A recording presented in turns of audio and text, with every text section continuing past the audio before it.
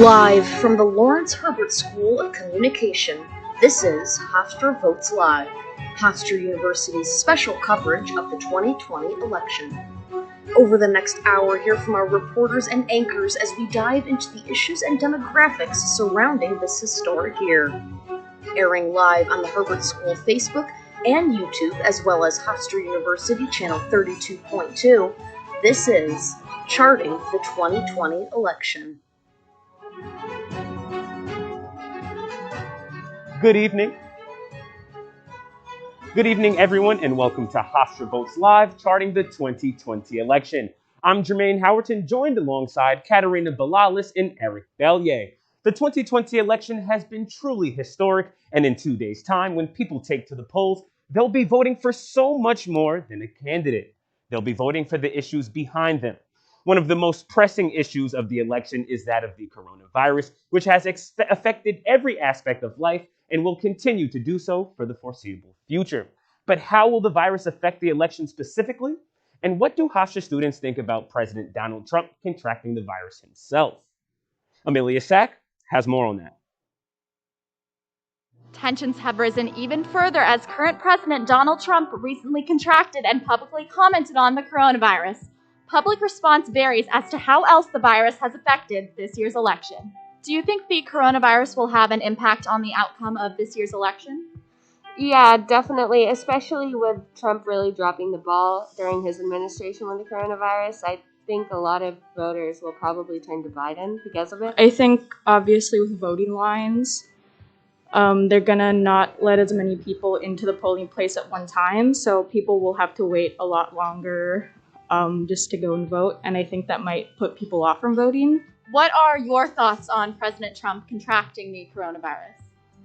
I'm not surprised at all. He was holding rallies where almost no masks were, and he continued to deny it and deny the dangers of it. Kind of like karma, since he never wears a mask and he doesn't like social distance or do any of that. Him just getting it, I think, kind of proves that point that, like, he didn't care about it and then he ended up getting it. But also at the same time, because he recovered so fast, I think it's just kind of proving his point that he has. But also at the same time, he has, like, the best healthcare in the world. So it doesn't really show, like, what the average American would go through. For Hofstra Votes Live, charting the 2020 election, I'm Amelia Sack. Thank you, Amelia, for the insight. Now, Katerina, with COVID-19 at the forefront of the election, how much of an impact do you believe each candidate's plan to combat the virus has on potential voters? Well, I think the coronavirus pandemic is one of the most, if not the most prevalent issues in this election.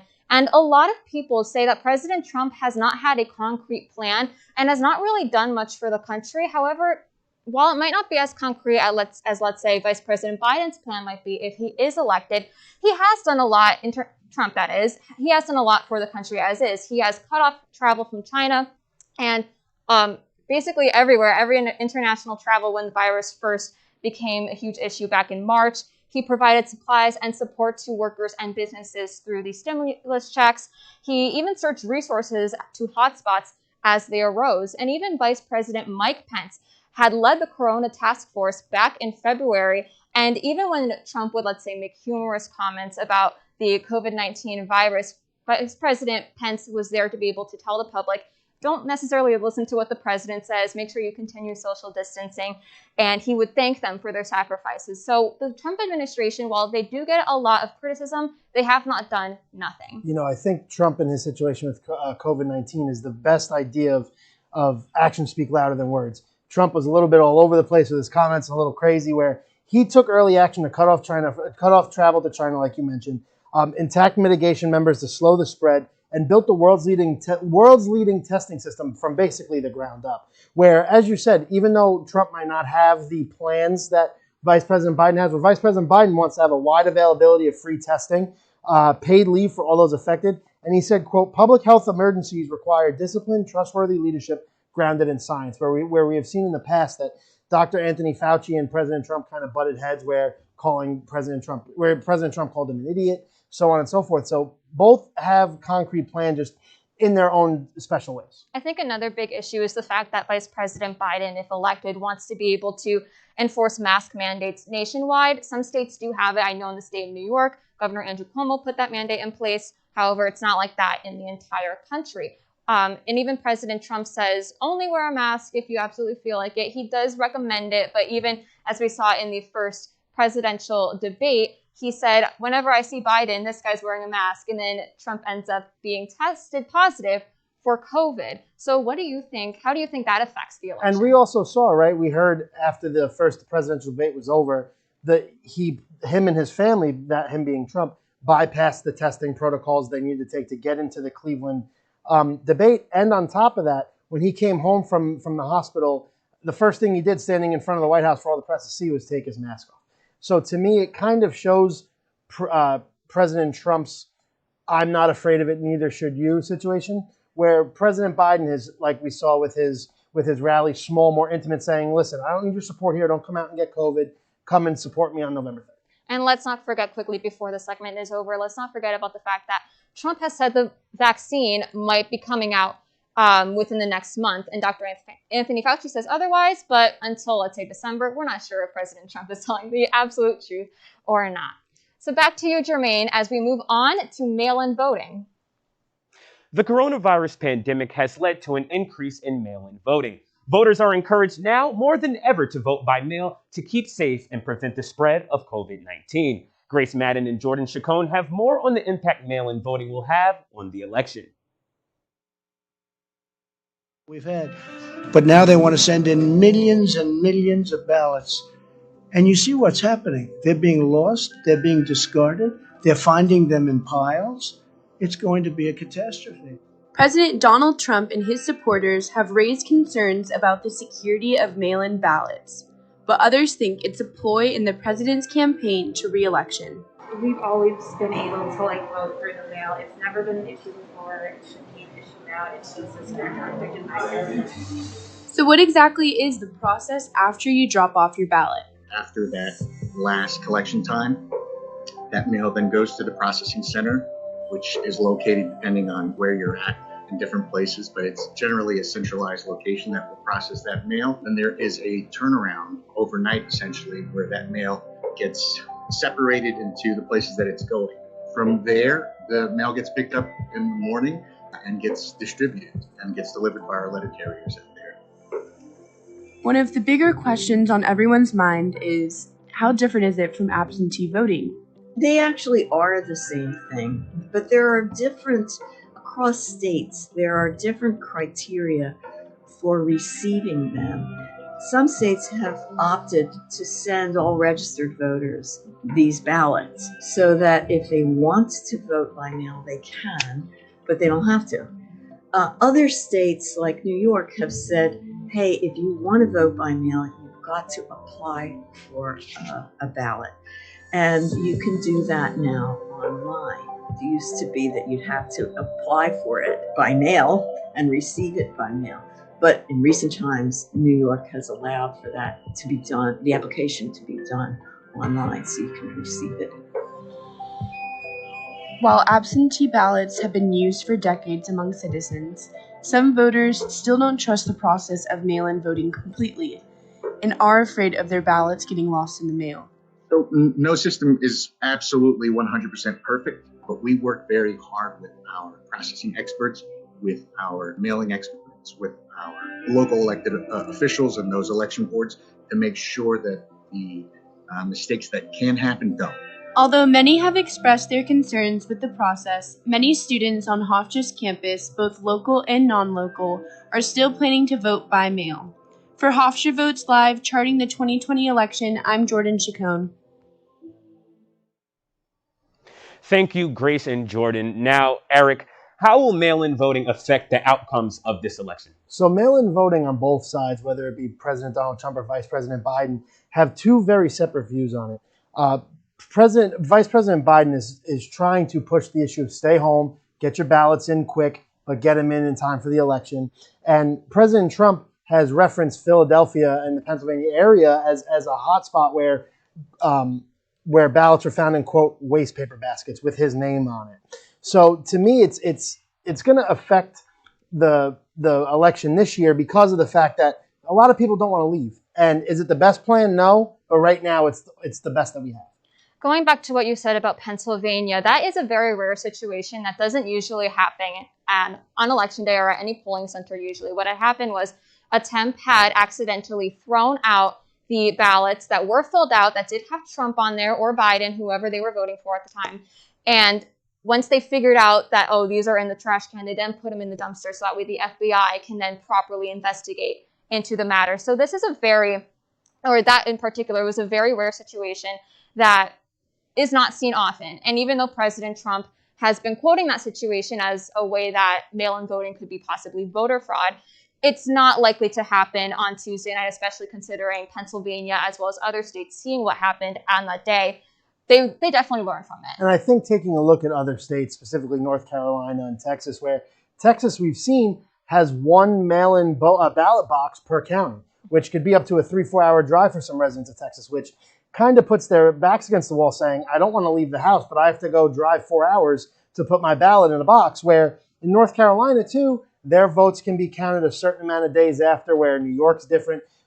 All 50 states should have an all-or-nothing approach, saying, here's what we should do. The United States is going to work together to get the presidential ballots in as fast as we can, all in the same way, so we have a clear-cut winner come November 3rd.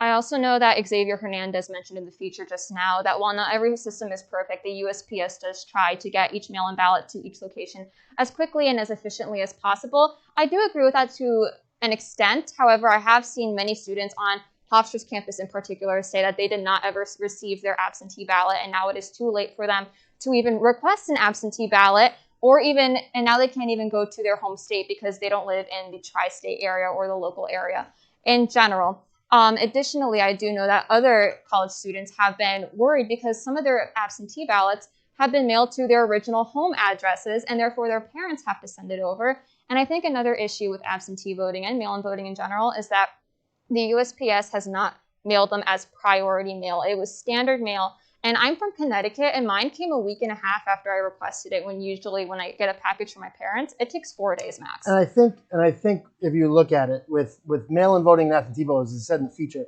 it's very, very similar. However, the system with the USPS, you got to kind of take the burden off of them. That's a lot of ballots, especially in 2020 with COVID-19, running around, where it's hard to get everything out and people aren't afraid to go out.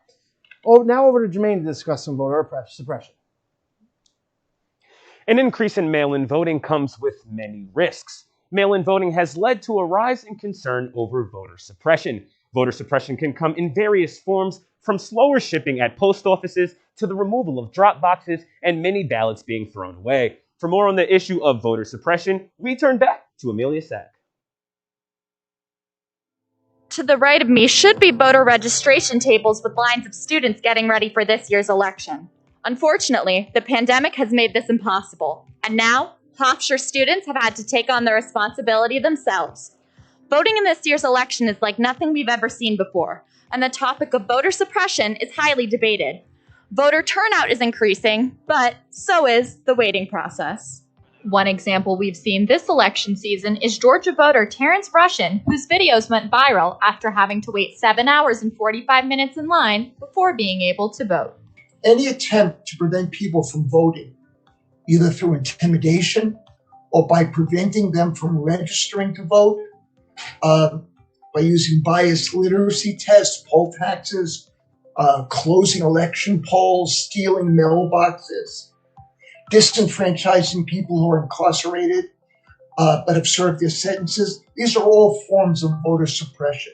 Yes, I think fear is the most primary motivator of human behavior. And in this case, if you do care about the election, your fear is that your vote will not be counted. I think it was in Texas. All of a sudden, the mailboxes, the drop boxes disappeared. Pennsylvania, they've been trying to get rid of the drop boxes. In other states, convenient polling places have been closed. So this has happened before.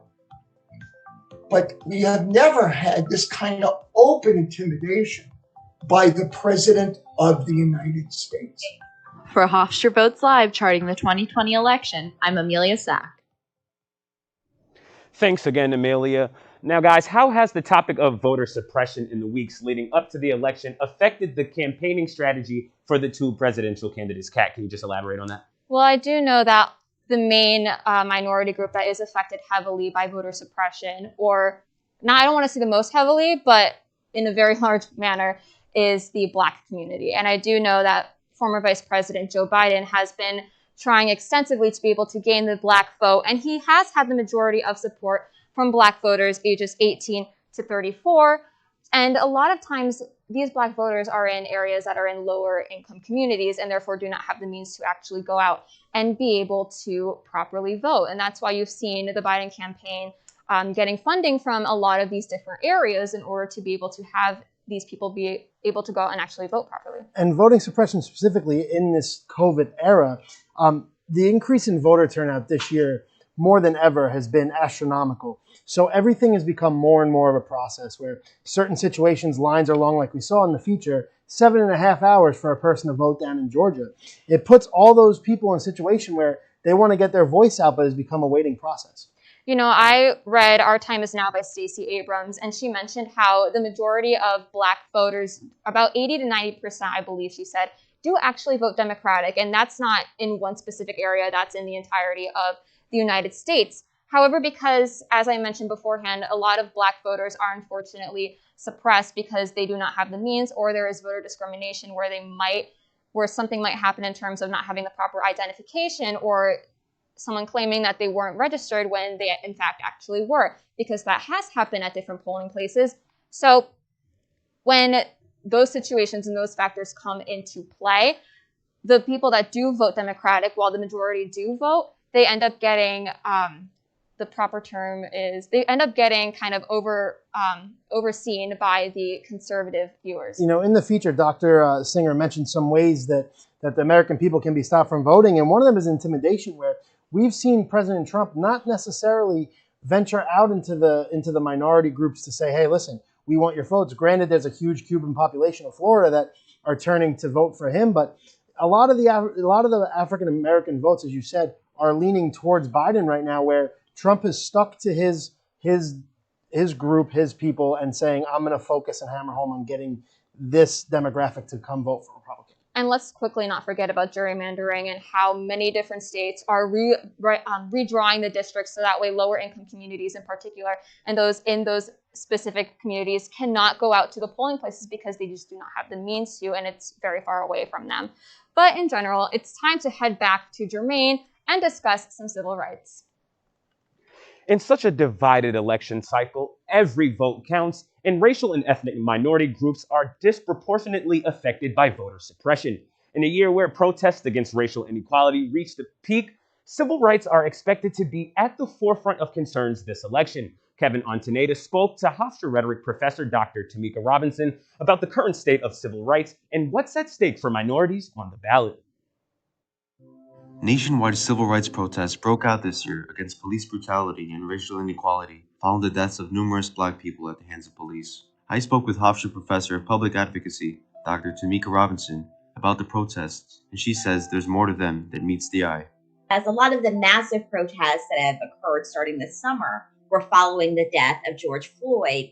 And it wasn't just about George Floyd, but rather it is the continued police sanctioned and state sanctioned violence and murder of unarmed Black men, women, and children. So that is what a lot of the conversations have centered around starting this summer. Then, of course, after Breonna Taylor's murder and the subsequent acquittal, basically, of all of the non-indictments, basically, of all of the officers who were involved with her murder, that helped to spark even more anger, honestly, because the criminal justice system isn't just needing reform. It is essentially broken in a lot of ways.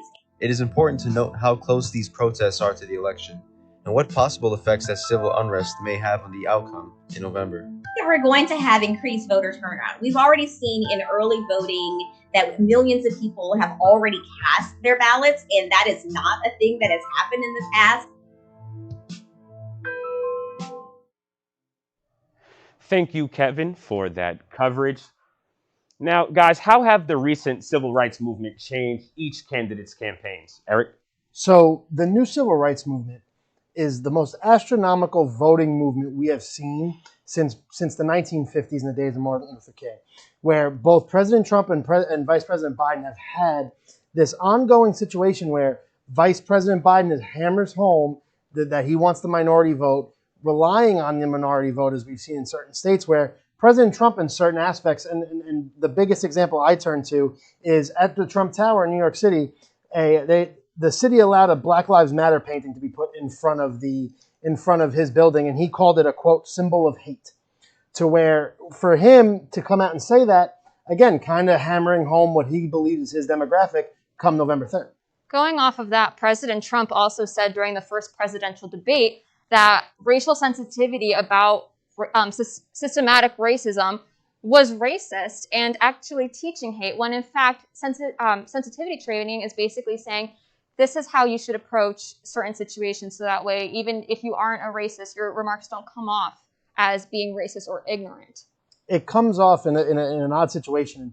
It's something that Vice President Biden is taking and using towards his advantage, where he is focusing on everyone and making race a main focus in his campaign, where he has turned it into, I want everybody, all corners of the country, from Hawaii to Maine, no matter who it is, doesn't matter where you're from, your ethnicity, so on and so forth. He wants you to come out and vote Democrat come November 3rd.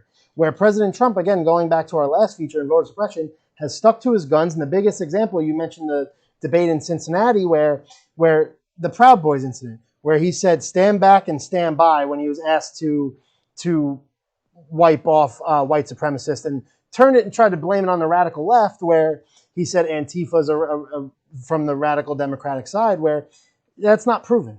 Right.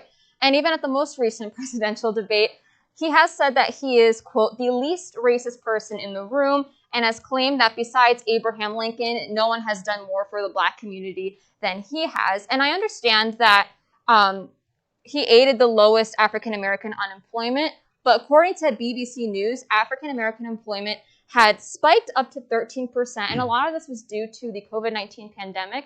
But even during the pandemic, when it was very bad, over 90% of Black-owned businesses actually applied for a paid protection plan during the pandemic, and they were denied. Which, again, paints a picture that he is relying, not necessarily him, because obviously he doesn't make all the decisions for the PPP plans, but he is the one, his administration and his people are the ones making those decisions. So for him to sit here and not wipe away white supremacists, and not, again, going back to the sensitivity training, he called it racist, where Vice President Biden is making sure that increased voting in those demographics are coming forward. Right, and as I mentioned beforehand, Vice President Biden has had the most support from Black voters ages 18 to 39. Yes, 39. And while he has been getting the majority of that minority vote in particular, Senator Kamala Harris's past actions in terms of incarcerating Black people due to possession of marijuana could be a factor that could negatively hurt the Biden campaign. But moving on to climate change, here's Jermaine. Many issues in America have been put into the spotlight by the current presidency. While civil rights have garnered notable attention recently, there has also been a looming threat to the environment voters must consider. That threat is even more present here on Long Island. Athena Dawson discussed climate change and its danger to Long Island with Hofstra University Professor of Geology, Environment, and Sustainability, Jace Bernhardt. Reporting for Hofstra Votes Live, I'm Athena Dawson. I spoke to Hofstra University Professor Dr. Jace Bernhardt about the effects of climate change on Long Island. How do you climate change will affect Long Island in the next 5 to 10 years, considering this area is an island?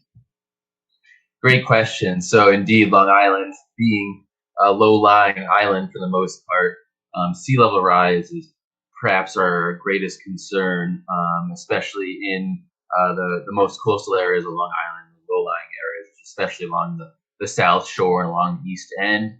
And what we've generally been seeing is global sea levels have been rising over decades. It's due to the melting of land-based ice sheets. So glaciers in Antarctica, on high mountains around the world. And as that ice melts, that water eventually finds its way into the global oceans, and that results in the ocean levels rising a bit. And then, of course, as there's higher sea levels, maybe up a foot higher, around parts of Long Island. That's going to mean that any individual storm can bring extra water because it's starting at the higher sea level, and that can mean more flooding, especially in low-lying coastal areas. Thank you, Professor Bernhardt. For Hofstra Votes Live, I'm Athena Dawson. Thank you, Athena, for the report. Now, Katerina, how do each of the candidates plan to address climate change, and do you think it'll be enough? So both President Trump and former Vice President Biden have very different opinions on climate change. President Trump has mentioned multiple times that he does not necessarily believe in climate change completely. And Vice President Mike Pence has said in the vice presidential debate that while climate change may be a factor for many people, he thinks that according to the records, the environment is doing very well. However, I remember earlier that day, I had actually seen an article in a news story about how Long Island Sound in particular is being affected greatly. The sea levels are rising, as Dr. Jace Bernhardt mentioned in the feature just now, as well as it's deteriorating in certain areas. And before we go locally to Long Island, President Trump pulled the United States out of the Paris Climate Accord, which we were looked at very poorly when we pulled us out, when he pulled the country out of it, because it's the main environmental group that really focuses on the health of the world. And locally, as you mentioned, sea levels are rising, number one, but also Long Island is a low-level island. It sets low to the ground in terms of the water, where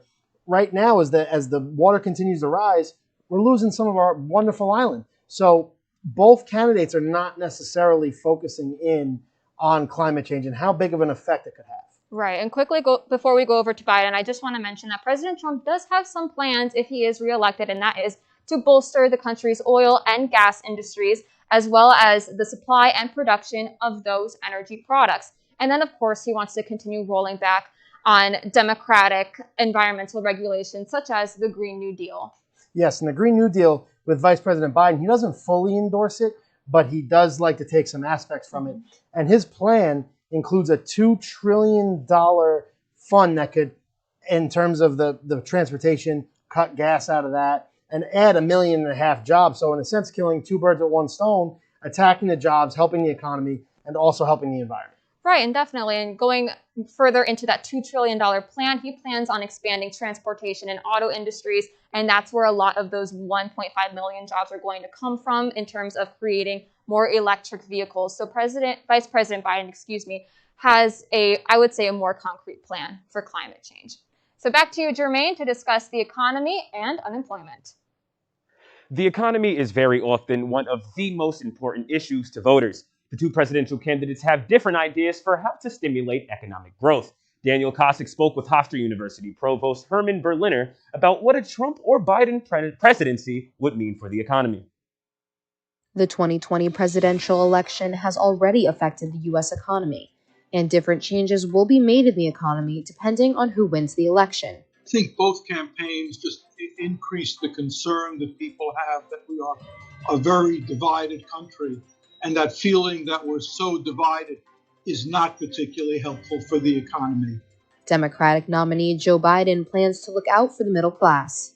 With a Biden presidency, and he's already made that clear, there would be tax cuts for the middle class and for lower income wage earners that would be financed by higher taxes for people that are wealthy.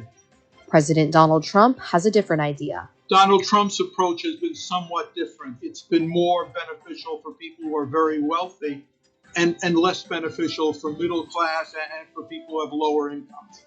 With such different ideals, it's doubtful both sides will be satisfied.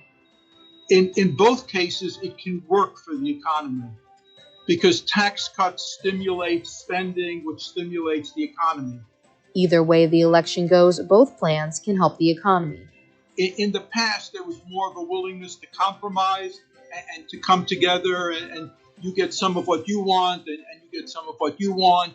There's less willingness to compromise, and so there's just more difficulty. For Hofstra Votes Live, charting the 2020 election, I'm Danielle Kosick.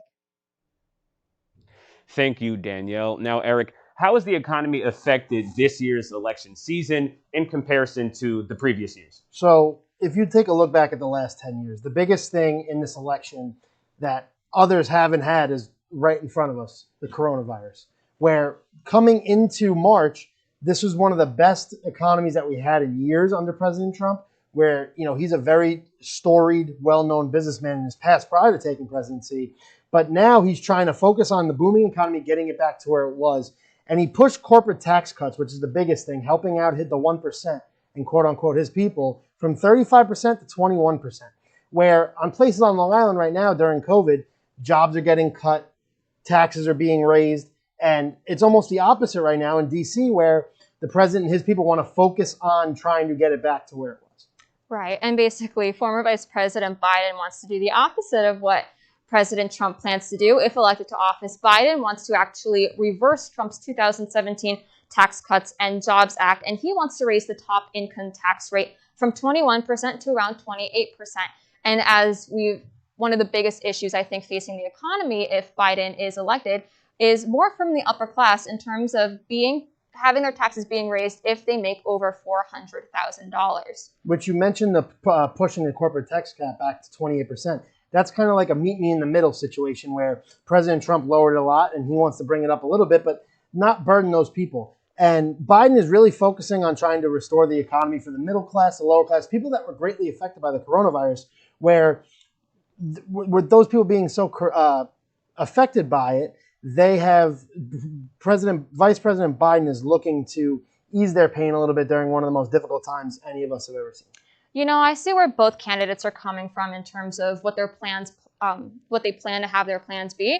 However, I did think that during the vice presidential debate in particular, when Pence consistently was telling the public, the Biden administration, if elected, is going to raise everyone's taxes.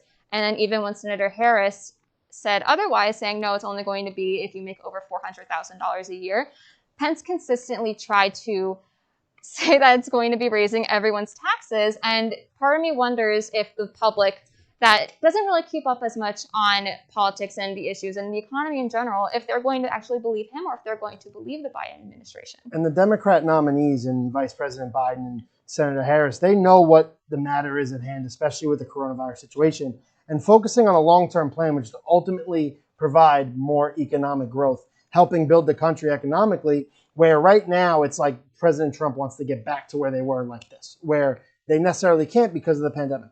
Another issue that is facing the economy is the stock market. And I know a lot of people our age in particular I don't want to say don't necessarily care for it, but they don't have enough information about it to really form a proper opinion on it. I remember one of my friends was telling me, I can't even give you enough information to be able to tell you what the stock market is. So that's going to be a bigger issue facing middle class and senior voters. And the stock market right now was in the past was President Trump's forte, really focused on building the economy that way. So now back over to Jermaine to hear about the demographics of voters. While the future of the economy will certainly play a role in the election's outcome, who shows up to vote will also have a large impact on the election results. Joey Jarzinka discusses how the demographics of U.S. voters will affect who is elected this year.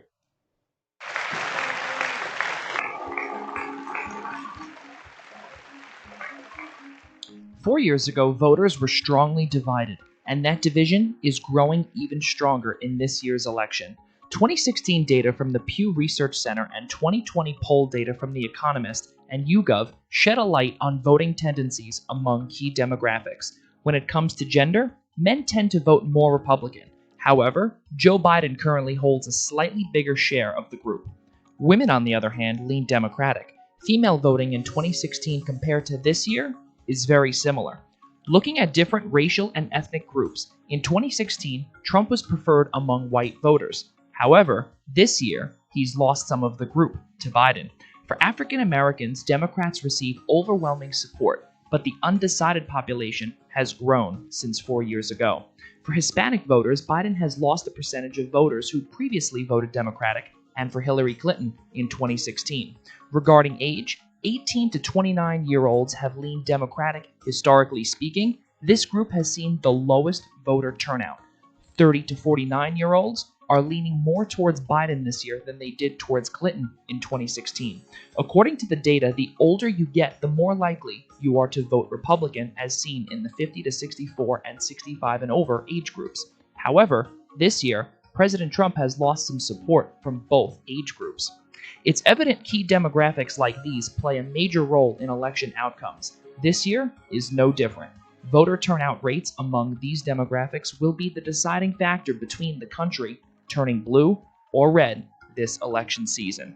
For Hofstra Votes Live, charting the 2020 election, I'm Joey Jarzinka. Thank you, Joey Jarzinka, for that report. One of the key demographics that could decide the outcome of the election is female voters. This year marks the 100-year anniversary of the ratification of the 19th Amendment, giving white women the right to vote in the United States. In September, Supreme Court Justice Ruth Bader Ginsburg passed away at the age of 87. She was a pioneer in women's rights and equality. Jordan Chacon has more on the life and legacy of RBG. I have said that I will hold this office as long as I can do the job full steam. Ruth Bader Ginsburg, early in her career, from her schooling to her initial search for jobs to working in those positions, personally experienced gender discrimination and had to combat that. True story that she was invited to a dinner and asked by the dean of the law school why she should have a place that belongs to a man. She made me personally feel more comfortable growing up as a Jewish woman in this country, and having like that Jewish role model was really important to me. Race discrimination was immediately perceived as evil, as odious, as wrong, as intolerable. But the response that I was getting from the judges before whom I appeared, when I talked about the way they treated their wives, the way they treated their daughters, their notion was far from treating them in an odious, evil, discriminatory way. The decision in the Supreme Court ruling Bush v. Gore, Justice Ginsburg was in the minority that argued for permitting the county in the state of Florida to continue the recount at least until the date at which the Electoral College tallies were due from the states to be counted in the state capitals. Ginsburg's lasting legacy within the Supreme Court is definitely her landmark decisions that she has made as a Supreme Court justice. So I'll tell you what Justice O'Connor once said to me. She said, suppose we had come of age at a time when women lawyers were welcome at the bar. You know what? Today we would be retired partners from some large law firm. But because that route was not open to us, we had to find another way, and we both end up on the United States Supreme Court. For Hofstra Votes Live, charting the 2020 election, I'm Jordan Chacon. Thanks again, Jordan. Following the death of Justice Ginsburg and the confirmation of Amy Coney Barrett to the Supreme Court, Katerina, why is the female vote significant in this election? The female vote is very significant in this election because many women, and not all women, but many are very afraid that they're going to be losing their reproductive rights. And this includes not only just abortions, but also birth control. As many people know, President Trump is very much a pro-lifer. He wants to defund Planned Parenthood, get rid of birth control from insurance plans. He's the only president to be able to speak at an anti-abortion event known as the March for Life. And the Trump administration also wants to allow employers and universities to refuse to cover birth control on the basis of quote-unquote moral objections. So with the confirmation now of Amy Coney Barrett, he believes that she is going to be overturning Roe v. Wade as he opposes it as well. And that could be very detrimental to many women's reproductive rights. And Justice Barrett is a devout Catholic who, when she was asked the hard questions in her Senate hearings, she was afraid she gave very confusing answers, very hesitant answers, which didn't paint a good picture of what her views are on situations like abortion, like birth control. And RBG's wish was to not pack the House, which the Republicans ultimately did, or pack the Supreme Court rather, to push an agenda that could be big. And with election season coming up, she was put in on October 26th. So it just shows that with the death of RBG, they're definitely pushing in another direction to try to keep the majority in the Republicans.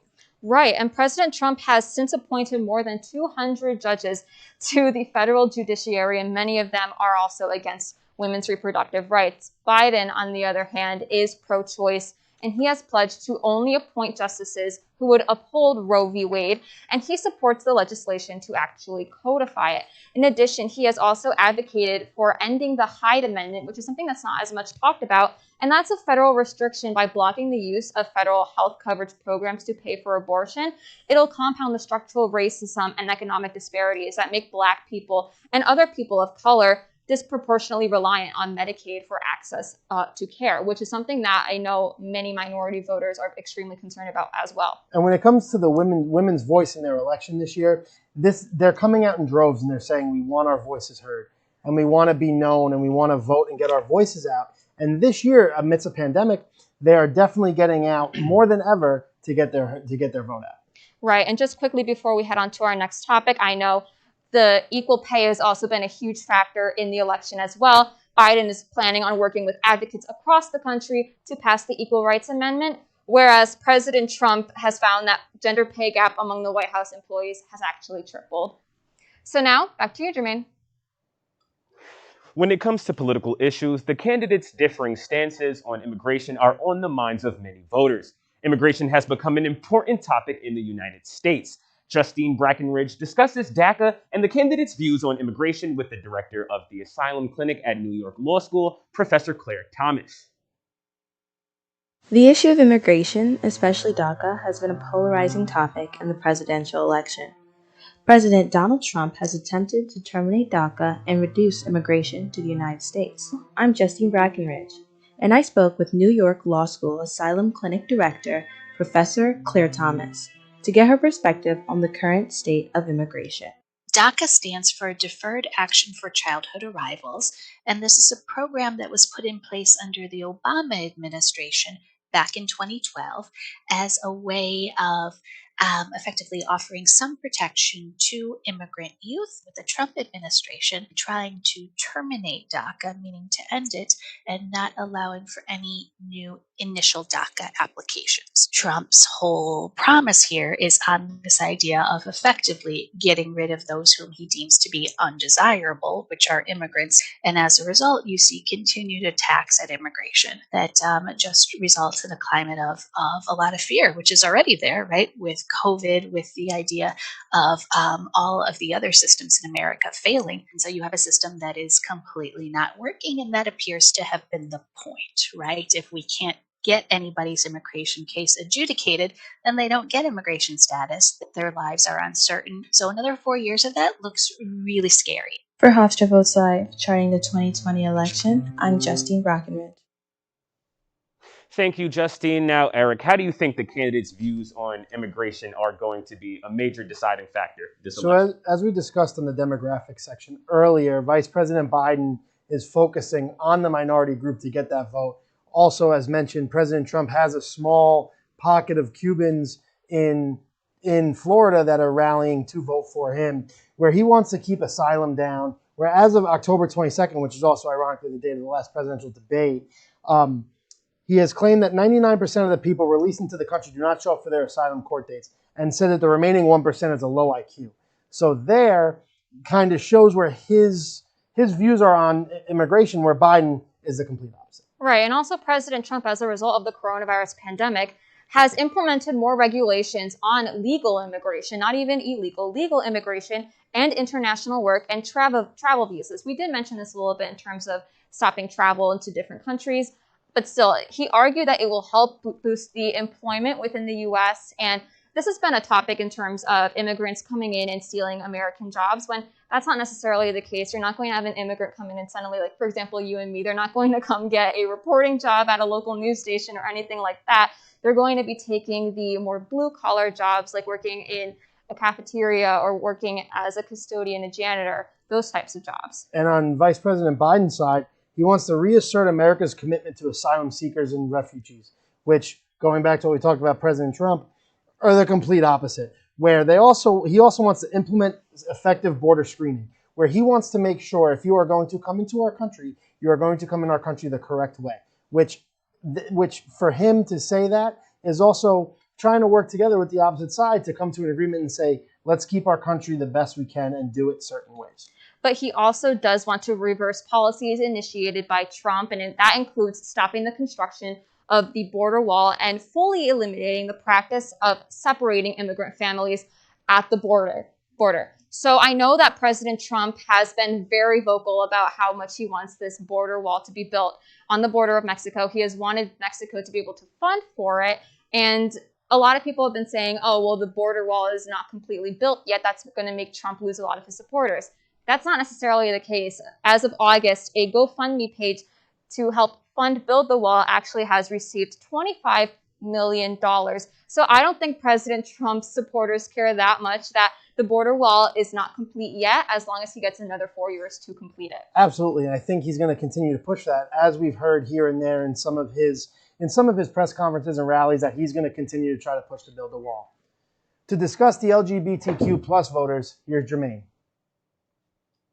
Although the Supreme Court legalized same-sex marriage nationally in 2015, the LGBTQ plus community has still faced discrimination, with the future rights of this community being a concern for many. Yashu Perichurla spoke with the project director of Pride for Youth of Nassau and Suffolk, Tawny Engel, about what is at stake for LGBTQ plus individuals in this election.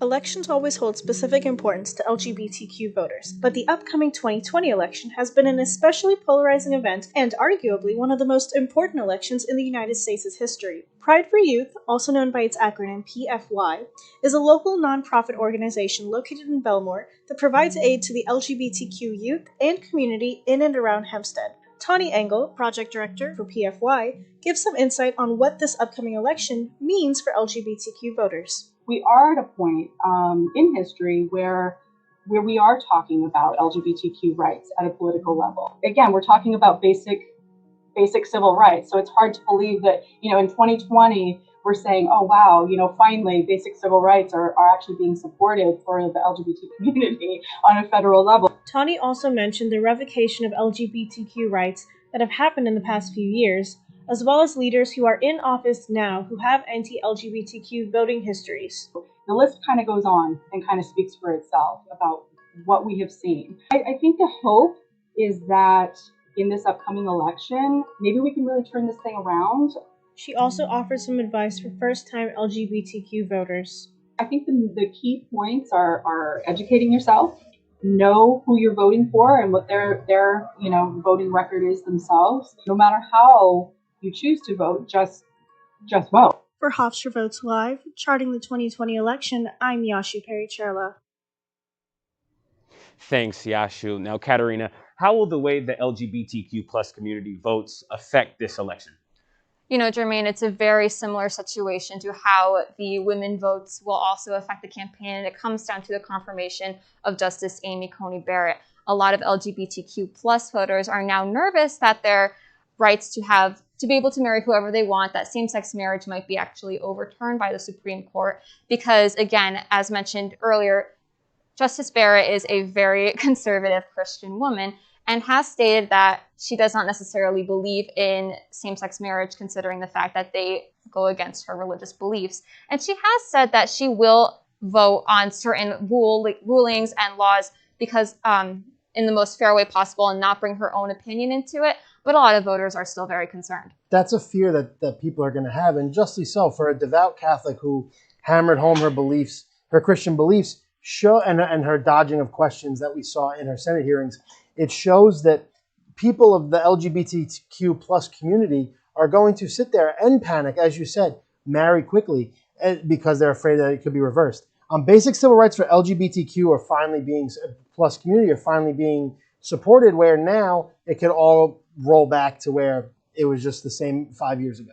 Right, and speaking of 5 years ago, it's only been 5 years since same-sex marriage was voted in a 5-4 vote in favor of legalizing it in all 50 states. Now, that was a huge victory for the LGBTQ plus community, and I remember so many of my friends and colleagues were extremely happy that they were finally able to get to marry the ones that they loved when the time comes, of course, not because they're all my age.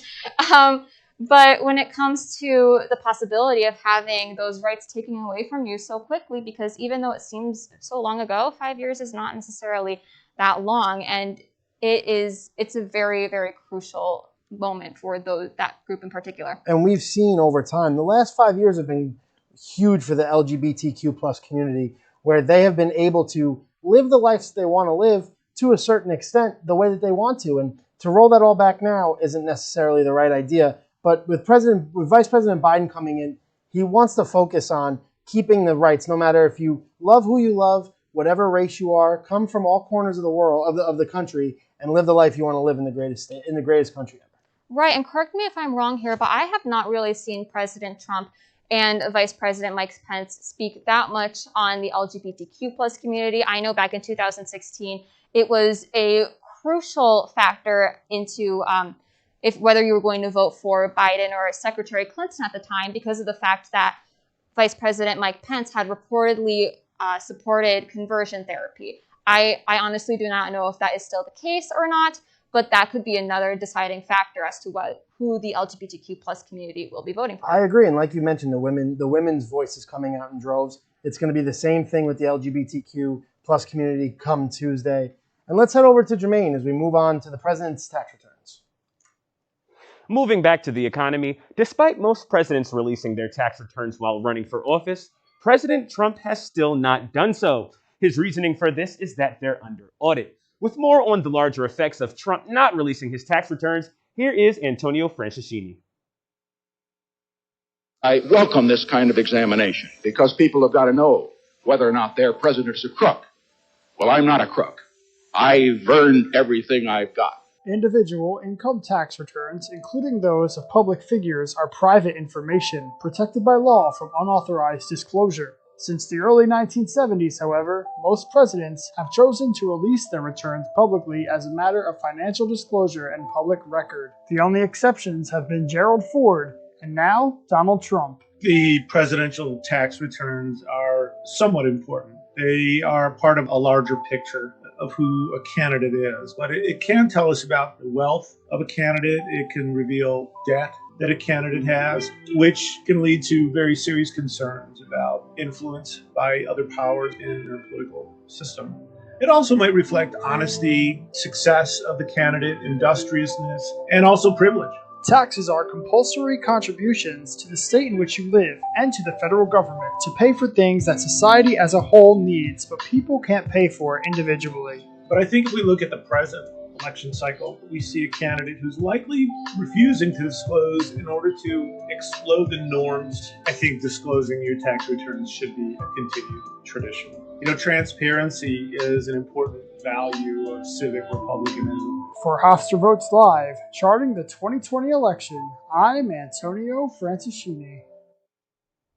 Thank you, Antonio. The U.S. political system, particularly the way votes are counted in an election, can be confusing for voters. Jordan Chacon gives us an overview on how votes are counted all across America, beginning with New York. People across the U.S. are heading to polling stations to vote this election season. However, with the increased challenges of COVID-19, this year's election will also feature an increase in mail-in voting over concerns of safety. Whether you're voting in person or voting by mail, let's see how your vote will be counted. Mail-in ballots this season were mailed in advance to a voter who is unable to be present at the polls due to safety concerns.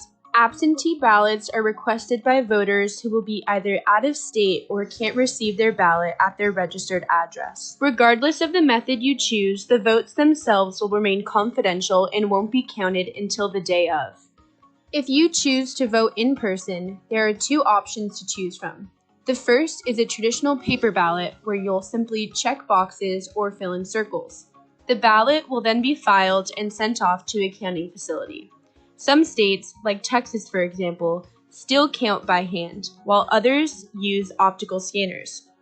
An optical scanner is an electronic system that reads marked paper ballots to tally the results, which are then automatically transported to the counting facility. The second way to vote in person is through a direct recording electronic system, or DRE, which allows voters to make their selections via touchscreen on a computer, which is then counted later. When voting in person, officials remain on site to help voters in whatever way needed and to ensure one's voting experience is smooth and safe. With the high volume of mail-in ballots this year, It is likely officials will spend much more time counting ballots than in previous years. Delays in results may be possible, but voter safety remains the top priority this election season. For Hofstra Votes Live, charting the 2020 election, I'm Jordan Chacon. Thank you, Jordan, for another report. Now, Eric, do you think the process in which votes are counted will change this year given the unprecedented circumstances? This year, as Jermaine mentioned, is some very unprecedented circumstances. And the vote counting situation is not the best situation that we could have, but similar to the mail-in voting situation, it's the best that we could have right now. COVID-19 is playing a huge part in this, as we discussed, where a lot of people are afraid to leave their houses, to where people's ballots might not necessarily be counted according to President Trump. Right, and specifically with mail-in voting, it has been decided or revealed that more Democrats have been voting by mail, whereas it's been predicted that more Republicans have been going out to the polls, and more Republicans will probably go out to the polls on Election Day. Now, why is this important? It's because of the fact that the majority of the in-person ballots will probably be counted first, and considering those are going to be the majority of Republican ballots, those will probably turn the swing states red at first. Now, it might not even be on election night because many states are going to be counting ballots even after election night happens. So we're not even going to know what certain states are going to be like until who knows. But go ahead. And specifically in the state of Texas, as we heard in the feature, that Texas still counts by hand. And off the top of my head, it's one of the only states that still do that, which in a big state like Texas, which is one of the most important states for Vice President Biden and President Trump to win, to find out that result, it could take days or a couple weeks even, to where we won't know one of the biggest states and one of the most important in the Electoral College. We don't know who's going to take that state on election night, probably. Exactly. And even as I was mentioning earlier, if swing states do go red via the more in-person ballots that Republicans do cast, once they start counting in the mail-in ballots that the majority of Democrat, or more so Democrats versus Republicans, did cast, they might switch swing states or even other states over to blue. I'm not saying they're going to, but that could very well be a possibility. And if that is the case, then President Trump is definitely going to call out for voter fraud, as he has been with mail-in voting in the past. The possibility for those states to turn blue is there for sure, but going to the way that votes are actually counted is the scanners, which are mostly in person, as we talked about. Those are the easiest way to get those counted, and to have them counted quickly gives us results faster. And with COVID-19 running rampant throughout our country, we don't have that right now. Definitely. And as I mentioned beforehand, I don't think that we're going to be getting the results for a while now. I do think it's probably going to be at least 30 days, the latest probably mid-December, because as I mentioned earlier, all states have different ways of being able to count votes. Some are cutting it off right after receiving them on election day. Some are allowing them up to, like we said with North Carolina earlier, up to 9 days after, as long as they're postmarked by Tuesday, up to 9 days after being received, that they can actually be counted. And with all the different states being the way that they are and not having one concrete plan for when it comes to the election, it's going to take a while. So for the last time tonight, let's go back to Jermaine. As we now look forward to Election Day, this concludes Hofstra Votes Live, charting the 2020 election. We'd like to give thanks to our editorial team for providing tonight's coverage, and to our crew working tirelessly behind the scenes. Be sure to tune in this Tuesday, November 3rd at 8 p.m. for the Lawrence Herbert School of Communications special election broadcast, Hofstra Votes Live. For my co-anchors, Katerina Balalis and Eric Bellier, I'm Jermaine Howerton, and thank you so much for watching, and have a great night.